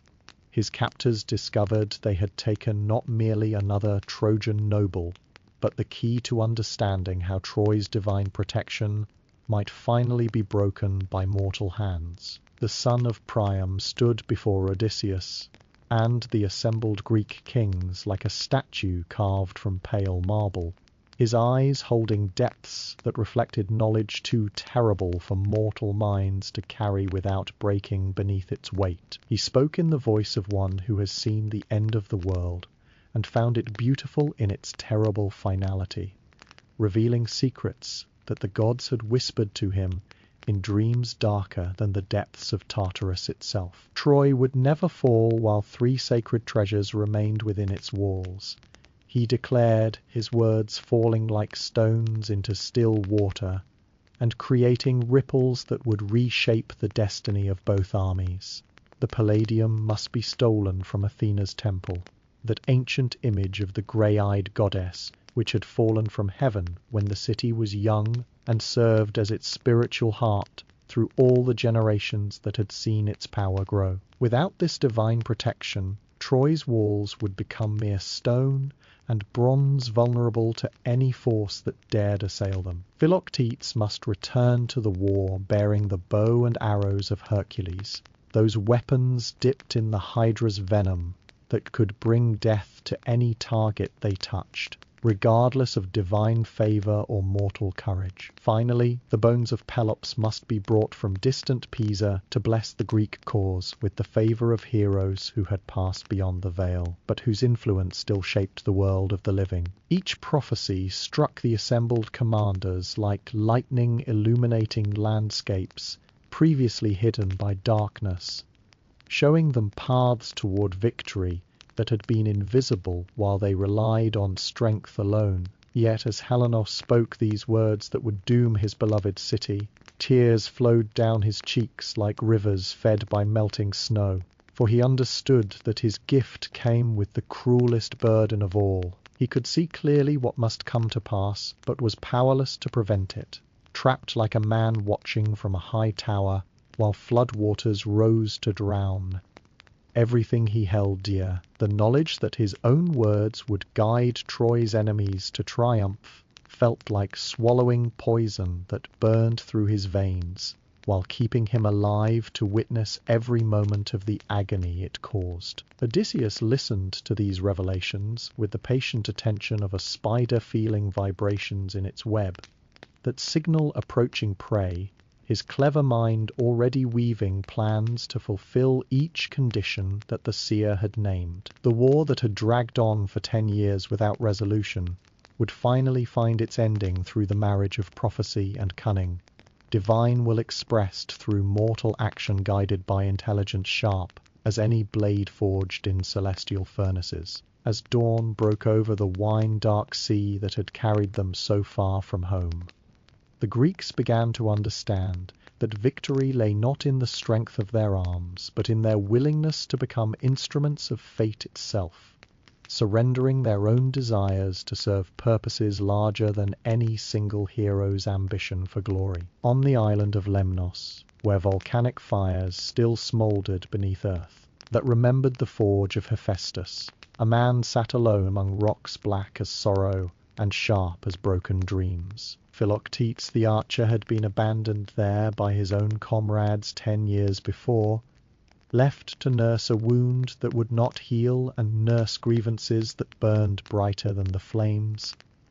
that occasionally erupted from the island's restless depths. The serpent's bite that had driven the Greeks to exile him still suppurated with venom that made each step agony and each breath a reminder of how quickly brotherhood could turn to abandonment when suffering became inconvenient to those who claimed to fight for honor. Yet in his possession lay weapons that could reshape the destiny of Troy and all who sheltered within its divine walls.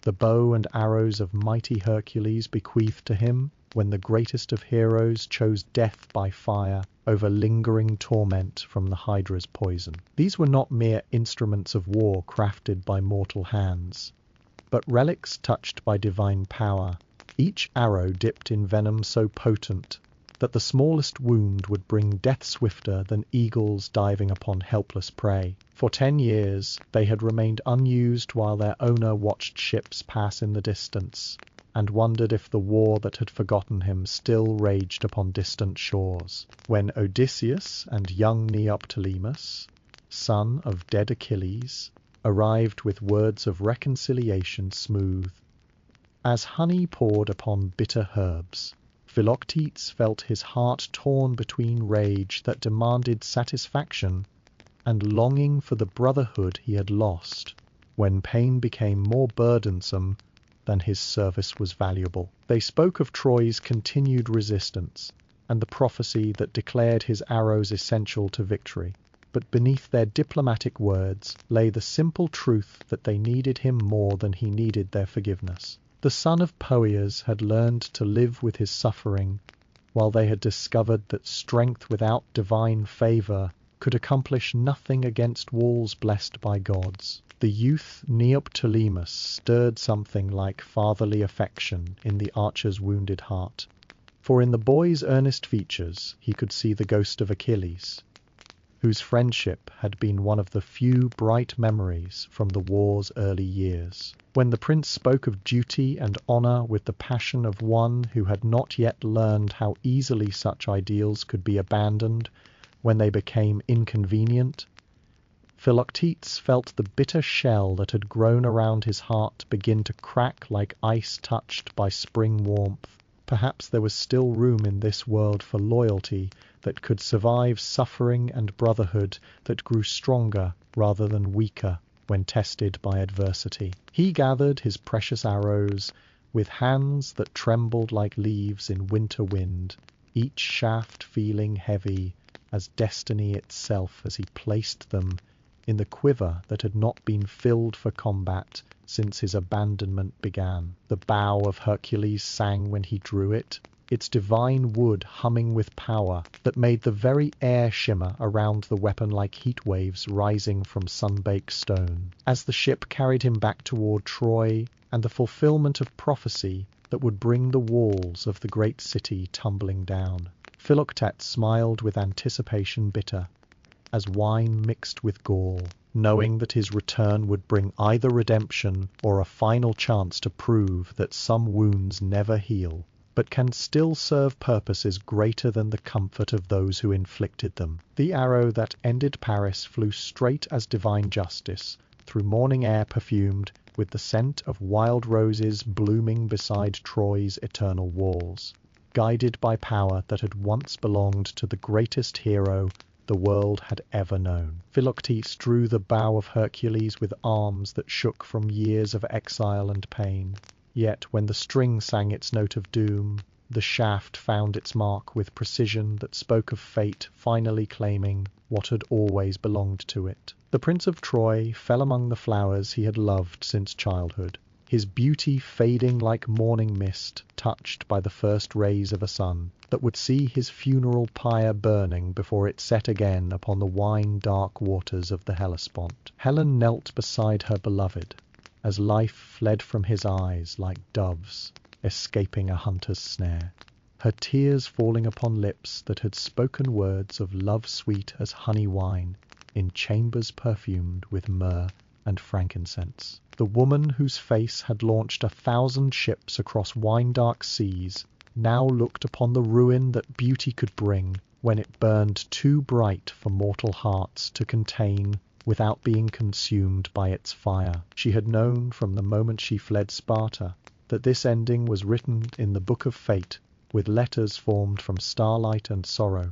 Yet knowledge of doom had never dimmed the passion that made life worth living even when death waited like a patient hunter in the shadows. The shepherd prince, who had judged 3 goddesses beneath Mount Ida's ancient oaks, breathed his last words into air that carried them away like prayers offered to gods who had already turned their faces toward other concerns. He spoke not of regret for choices made or kingdoms lost, but of love that had burned bright enough to justify any suffering it might bring to those who dared reach for happiness beyond their destined portion. His beauty remained unmarred even in death, as if the gods had decided that one who had served love so faithfully deserved to wear its mark forever, like a crown that neither time nor corruption could tarnish. From Troy's highest tower, King Priam watched his youngest son carried home on shields that gleamed like mirrors in the afternoon sun. And the old man felt his heart break like pottery dropped upon marble floors. He had lost Hector the noble, and now Paris the beautiful, his 2 greatest treasures claimed by a war that seemed to demand everything precious as payment for its continuation. The city that had once rung with laughter and song now echoed only with the sound of lamentation, while women who had danced at wedding feasts now keened for heroes who would never return to warm their beds, or whole children who would grow up fatherless in a world grown cold with too much death. Yet, even as Troy mourned its fallen prince, with ceremonies ancient as the stones that formed its walls, the war ground onward like millstones crushing grain to flour, indifferent to individual sorrows in its appetite for the grand conclusion that prophecy had promised. The arrows of Hercules had claimed their first victim, but the bow still sang with power unused, and Philoctetes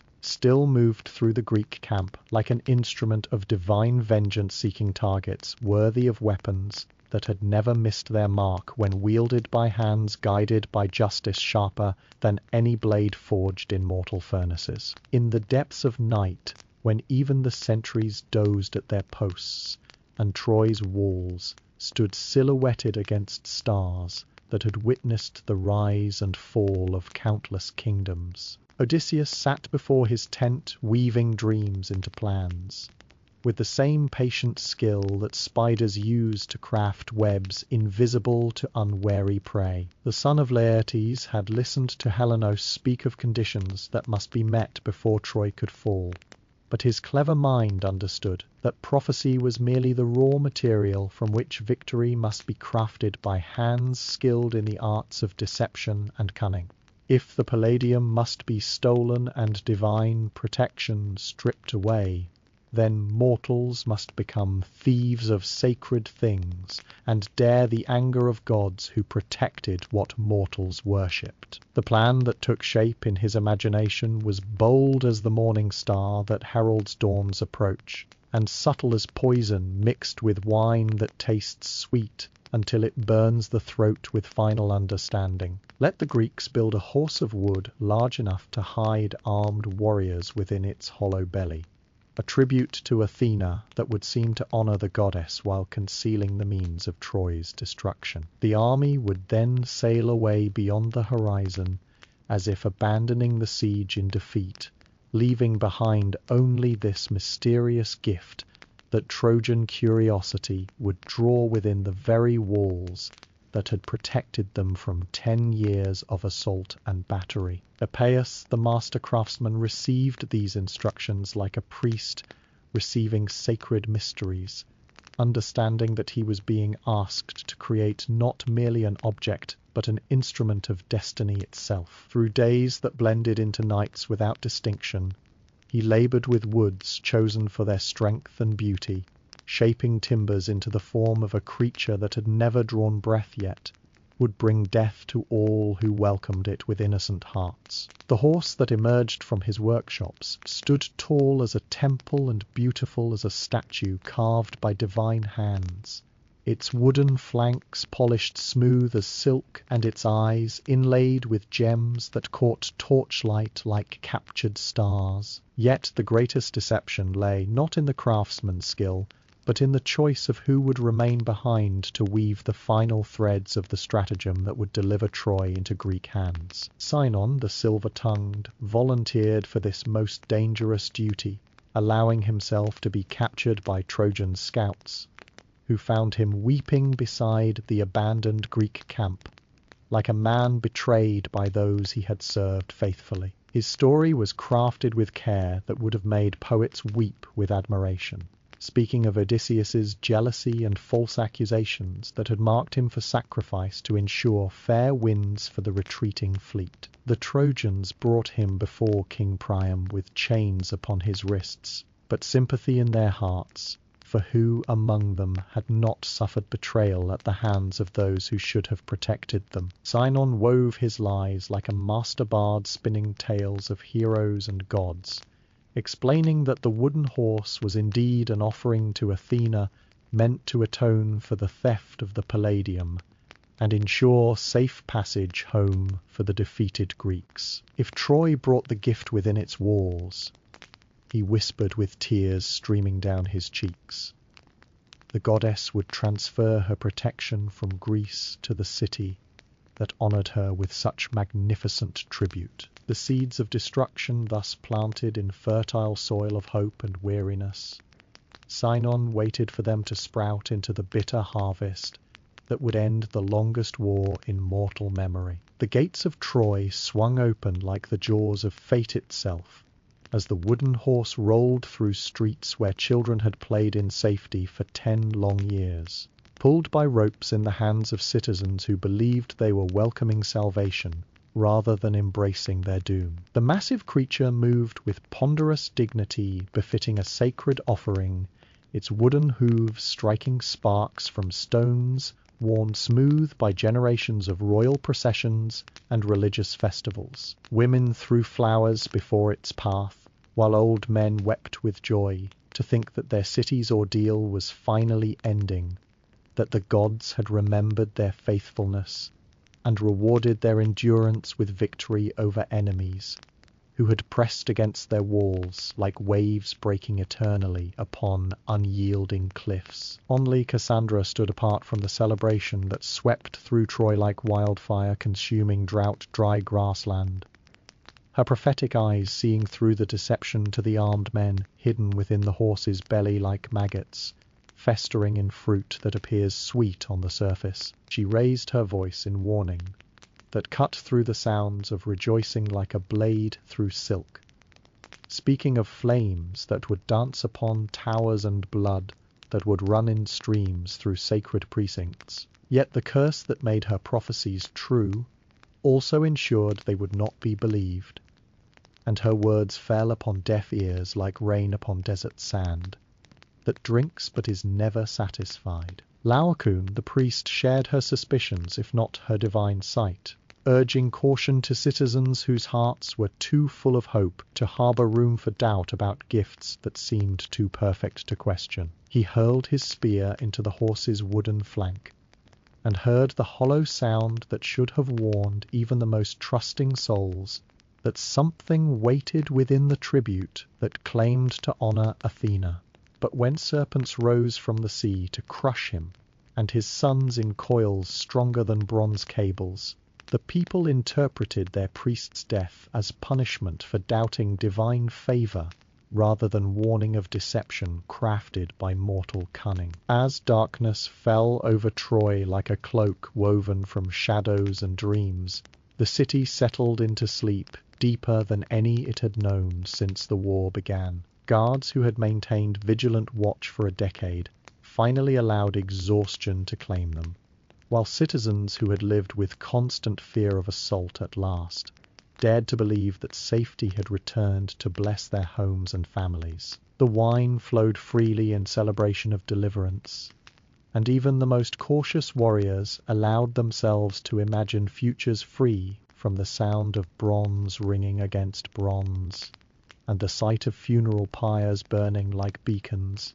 against the night sky. At the stroke of midnight, when the moon hung like a silver coin above sleeping towers, Sinon crept through empty streets to reach the horse that contained Troy's doom within its deceptively peaceful form. His signal burned bright as a fallen star in the darkness, calling to the Greek fleet that waited beyond the horizon like wolves gathering for the final hunt. The hidden panel slid open with silence born of perfect craftsmanship, and armed warriors dropped from the horse's belly like deadly rain falling upon earth that had known too many years of peace to remember how quickly safety could transform into slaughter. Odysseus led them through streets he had memorized from countless nights of planning, his sword already singing with anticipation of the victory that would justify 10 years of suffering and make his name immortal among the songs that celebrate cleverness triumphant over strength. Among the flames that danced like demons celebrating the end of Troy's long glory, one man moved with purpose that burned steadier than the fires consuming everything he had ever known as home. Aeneas the pious felt the gods themselves guiding his steps through streets that ran red with blood and echoed with the screams of those who had welcomed death disguised as deliverance. Upon his shoulders he carried his aged father Anchises, whose wisdom had guided Troy's counsels through years of siege, but whose legs could no longer bear him away from destruction that fell upon the city like divine judgment, written in flame and sword. Behind them followed his young son Ascanius, his small hand clutched tight in his father's, while tears streamed down cheeks that had never known such terror as this night brought with its harvest of slaughter. The child stumbled over bodies of neighbors who had laughed with him in happier times, his innocence dying with each step that carried him further from the only world he had ever known toward an uncertain future that stretched ahead like a path through trackless wilderness. Aeneas felt his heart break with each sob that escaped his son's lips, but duty demanded that he think not of present sorrow, but of the destiny that the gods had whispered to him, in dreams too vivid to dismiss as mere fancy. The flames reached toward heaven like desperate prayers offered by a city in its death throes, their light revealing scenes of horror that would haunt the memories of survivors until death finally granted them peace from visions that no mortal eyes should witness. Greek warriors moved through the chaos like reapers harvesting grain that had grown too ripe and now must be cut down without mercy or discrimination. They spared neither age nor innocence in their fury, for 10 years of frustration had transformed them into instruments of vengeance that knew no limits save exhaustion of targets worthy of their wrath. Yet, even as Troy died around them in agony that made the very stones weep, Aeneas remembered the words that divine voices had spoken in the depths of night when sleep brought visions of futures yet to be written. He was destined to carry Troy's sacred treasures and household gods across wine-dark waters to distant shores where a new city would rise from the ashes of the old. His bloodline would establish an empire that would stretch from sunrise to sunset and endure when all memory of this night's horrors had faded into legend told by bards to children who would never know the taste of ash, or the sound of towers falling like giants struck down by God's own thunderbolts. The gates that had stood closed against enemies for 10 long years now gaped open like wounds bleeding the city's life into the night, and through them Aeneas led his small band of survivors toward ships hidden in coves, where loyal followers waited with supplies gathered in secret over many months. As he looked back one final time at the city where he had been born and raised to manhood, he saw the palace of Priam burning like a funeral pyre built for kings, its flames visible from distances that would make them seem like stars to sailors navigating by celestial signs. The old world was ending in fire and blood, but from its ashes would rise something new and perhaps greater, carried in the hearts of those who remembered what had been lost, and were determined to build again upon foundations stronger than stone. In the grey dawn that followed Troy's longest night, when smoke still rose from smouldering ruins like incense offered to gods who had turned their faces away from mortal suffering, the surviving women of the royal house stood in chains beside the blackened ships that would carry them across wine-dark waters to lives of servitude in distant lands. They who had once moved through marble halls like goddesses descended from Olympus now wore the rough cloth of slaves while Greek warriors divided them among themselves.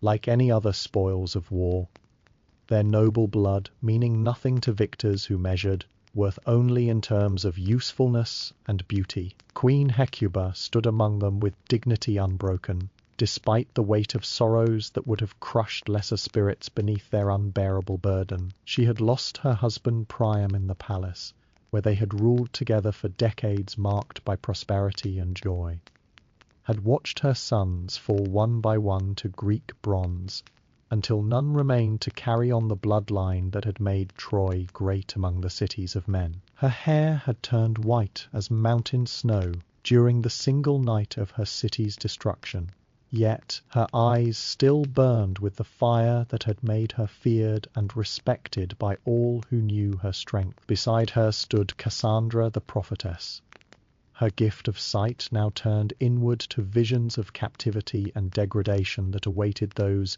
who had once commanded respect from kings and princes. The madness that had protected her from too clear understanding of future sorrows now seemed like mercy compared to the sanity that forced her to comprehend each detail of the fate that awaited royal women reduced to concubines and servants. Her wild hair caught the morning breeze like dark flames, and when she laughed, it was with the sound of crystal breaking against marble floors.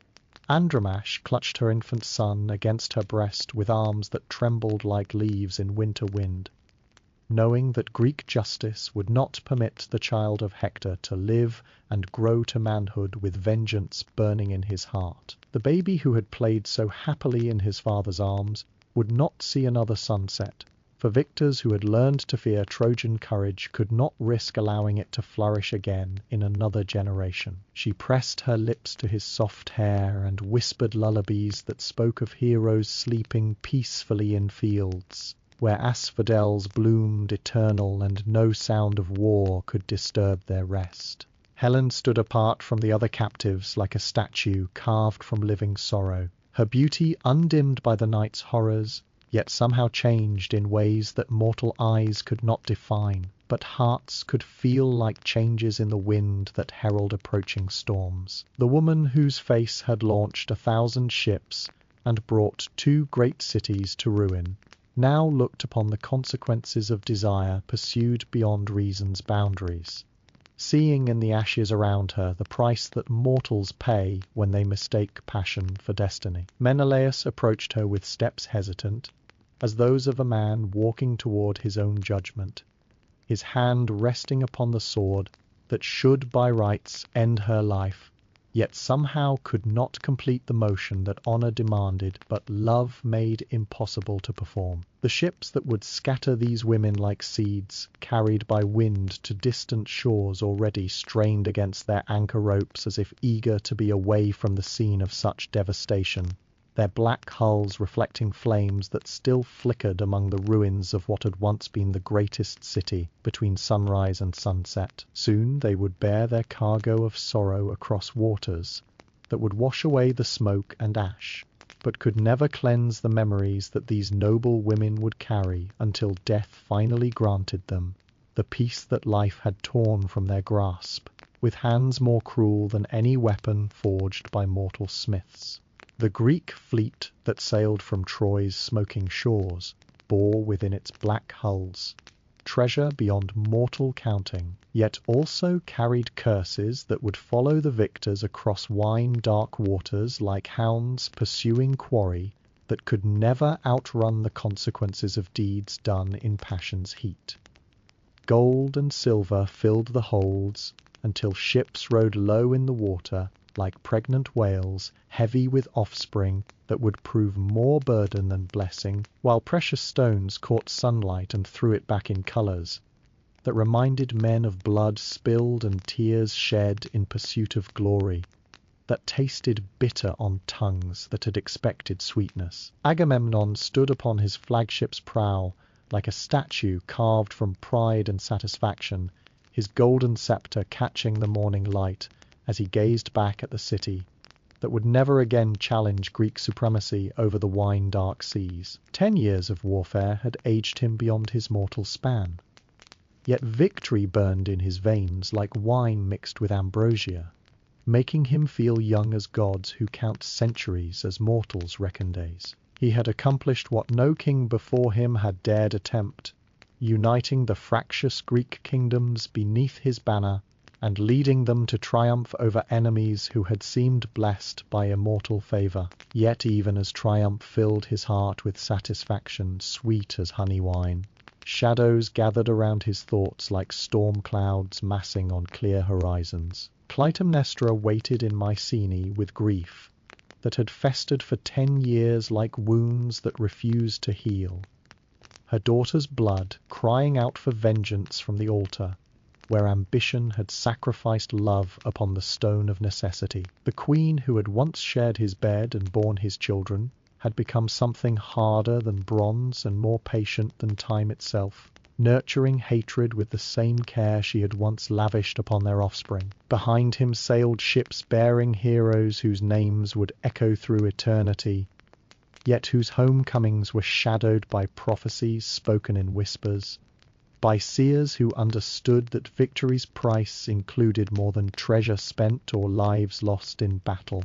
Ajax the Lesser had claimed Cassandra as his prize, despite her sacred status as prophetess, drawing down upon himself the wrath of Athena, whose temples he had defiled in his lust for conquest. Others carried home concubines and slaves who bore within their heart seeds of vengeance that would sprout into blood feuds lasting generations yet unborn. The wind that filled their sails bore mixed blessings, like gifts from gods who smile with one face, while weeping with another, carrying them toward shores that would welcome some with celebration, while greeting others with cold bronze and colder hearts. Odysseus alone among the captains seemed troubled by the ease of their departure, his clever mind understanding that when victories come too smoothly, they often conceal thorns sharper than any sword point. He had heard the whispers of divine displeasure that rustled through the rigging like autumn leaves dancing before winter storms, seen signs in the flight of seabirds and the colour of waves that spoke of trials yet to come, as Troy's towers disappeared beneath the horizon, like dreams fading before dawn's first light. The Greek fleet sailed onward toward destinies that would prove the truth of ancient wisdom, declaring that those who sow the wind must reap the whirlwind. And that victory achieved through deception carries within itself the seeds of future defeat. The war was ending, but the consequences of choices made in passion and pride would echo across generations like thunder rolling through valleys, where shepherds count their flocks and wonder at sounds that seem to come from the very bones of the earth itself. And so our journey through the rise and fall of Troy comes to its gentle close, like the last notes of a lullaby drifting away into peaceful silence. You have walked with gods and heroes through 10 years of war, and witnessed the eternal dance of love and loss, pride and humility, victory and defeat that shapes all mortal lives. As sleep claims you now, may these ancient voices carry you into dreams where stories never end, and heroes live forever in the golden light of memory.